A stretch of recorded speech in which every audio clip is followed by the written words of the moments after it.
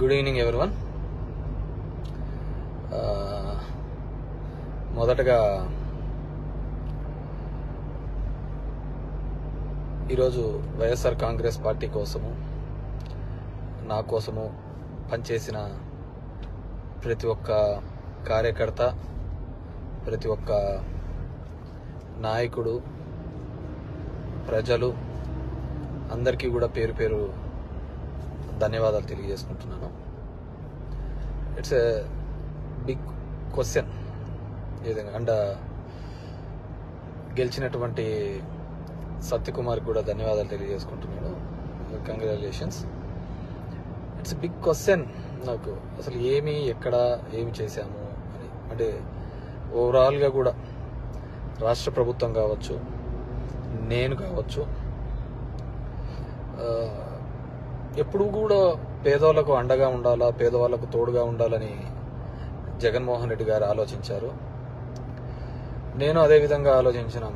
ఈ 5 years అయితే అసలుకు నేను ఎక్కడన్నా విజయవాడ అలాంటి ప్రాంతాలకు పోయి రాత్రి 2 గంటలకు వచ్చినా కానీ మళ్ళీ పొద్దున్నే 7 గంటలకల్లా లేచి ఇంటింటికి వెళ్ళి తిరగడం జరిగింది. వెల్ఫేర్తో పాటు డెవలప్మెంట్ చేయడం జరిగింది. అన్నీ చేసినాం. కేవలం 2 నెలల్లో వచ్చి అసలు అతను ఎవరో తెలియదు, పాడు తెలియదు. ఎక్కడైనా పోయి మామూలుగా జనరల్గా పోయి కూర్చొని నిలబడినా కానీ ఎవరు జనాలు కనుక్కోలేరు. దీంట్లో మరి ఐ ఫీల్ రియల్లీ సాడ్, బాధ అనిపించేస్తుంది నిజంగా. ఎందుకంటే అరే ఏంది మనం ఇంత కష్టపడి, మగ్గమ్మ వాళ్ళు సూసైడ్ చేసుకుంటే ఎంటబడి భిక్షాటం చేసి డబ్బులు ఇచ్చినాము, నీళ్లు లేక అల్లాడిపోతుంటే తాగునీళ్ళు ఇచ్చినాము, రోడ్లు లేదంటే రోడ్లు ఇచ్చినాము, ఎన్ని కావాలన్నీ చేసినాము. So I feel really very bad. So నిజాయితీగా ఉంటే సరిపోదు, కేవలం అబద్ధాల మీదే బతుకుతేనే బాగుంటుందనే ఆలోచన ఉందేమో తెలియదు. కానీ మనం అది ఆడలేకపోయినాం. ప్రతిసారి కూడా ఇంటికి వచ్చిన ఎవరికే కానీ ఇబ్బంది పెట్టకూడదు, న్యాయం చేయాలనే ఒక ఆలోచన ధోరణితోనే పనిచేసుకుంటూ రావడం జరిగింది.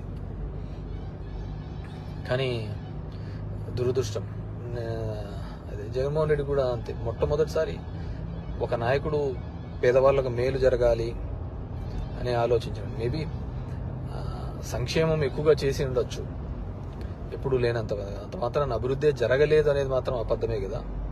మీ గ్రామాల్లో ఉన్న సచివాలయాలు కావచ్చు, హాస్పిటల్స్ కావచ్చు, అసలు అవినీతి లేకుండా జరగడం ఏంది? ఇంతకుముందు ఏ విధంగా ఉండేది, ఇప్పుడు ఏ విధంగా ఉండేది, వాటిని కూడా చూడలేకపోవడము దురదృష్టకరమే అనుకోవాలి. సో ఏదేమైనప్పటికీ కూడా నేను దగ్గర ఒక పోస్టల్ బ్యాలెట్తో చూసుకుంటే 2600 ఎంతతో ఓడిపోవడం జరిగింది. ధర్మవరం పట్టణంలోనే ఎప్పుడు నేను నిరంతరము ఎప్పుడు అందుబాటులోనే ఉంటాను. అయినా కానీ తెలుసు మరి ఏమి వాళ్ళకు నచ్చిందో, కొత్తగా వచ్చింది, ఏమి నన్ను ద్వేషించినారో, ఏదైనప్పటికీ కూడా ఇది నాకు ఒక ఏ రాజకీయ పార్టీకైనా ఇది ఒక గుణపాఠం లాగానే. ఎందుకంటే ఇంతకుముందు జగన్ రెడ్డి గారు ప్రెస్ మీట్లో చెప్పినట్టు అంతమందికి ఒక మేనిఫెస్టో చెప్పి ఆ మేనిఫెస్టోలో 99% చెయ్యాలి అనే ఆలోచన. ఎందుకంటే ఇంతకుముందు చెప్పిన వాళ్ళందరూ మర్చిపోయేవాళ్ళు, పక్కన పడేసేవాళ్ళు. సో దానికి కర్నూలు చావుకు చాలా ఉన్నాయని చెప్పి అబద్ధాలు అనే దాంట్ల మీద ఈ టైటిలింగ్ యాక్ట్ అంటారు, ల్యాండ్ టైటిలింగ్ యాక్ట్ అంటారు, ఇది అంటారు. అరే కొద్దిగన్నా కామన్ సెన్స్గా ఆలోచించారు. గవర్నమెంట్ ఇచ్చిన ఇంటి పట్టాలకే రిజిస్ట్రేషన్ డాక్యుమెంట్లు ఇచ్చినాడు. గవర్నమెంట్ ఇచ్చిన ఇంటి పట్టాలకే రిజిస్ట్రేషన్ డాక్యుమెంట్ ఇచ్చినాడు. అది కూడా మాట్లాడితే ఎట్లా?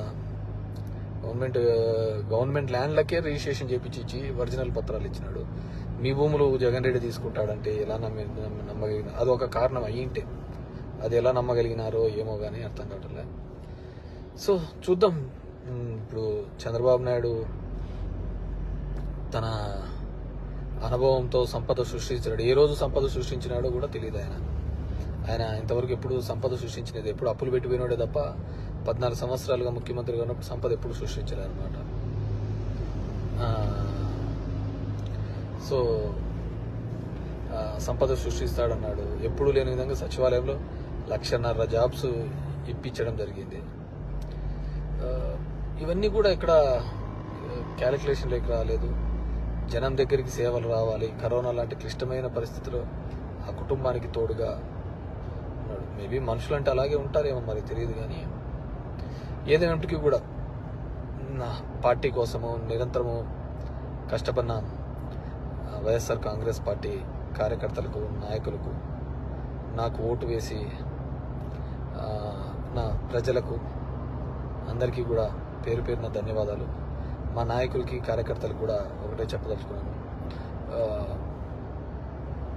ఊర్లో చిల్లర అన్నీ కూడా చేస్తూ ఉంటారు. కానీ లెక్క ఎప్పటికీ తప్పదు. లెక్కలు ప్రతి ఒక్కరు ఉంటాయి. కాబట్టి అందరూ కూడా సమన్వయంతో ఉండండి. మనం ఎవరికే కానీ చెడుపు చేసినది లేదు, ఇది లేదు. మన గడప శత్రువు తొక్కినా ఆ శత్రువుకు మంచి చేసేది తప్ప చెడు చేయలేదు అనమాట. సరే, కొన్ని అనివార్య కారణాల వల్ల మనం ఓడిపోయి ఉండొచ్చు. ఏదైనప్పటికీ కూడా నాకు మద్దతుగా నిలబడిన అందరికీ కూడా, ప్రతి ఒక్కరికి కూడా పేరు పేరున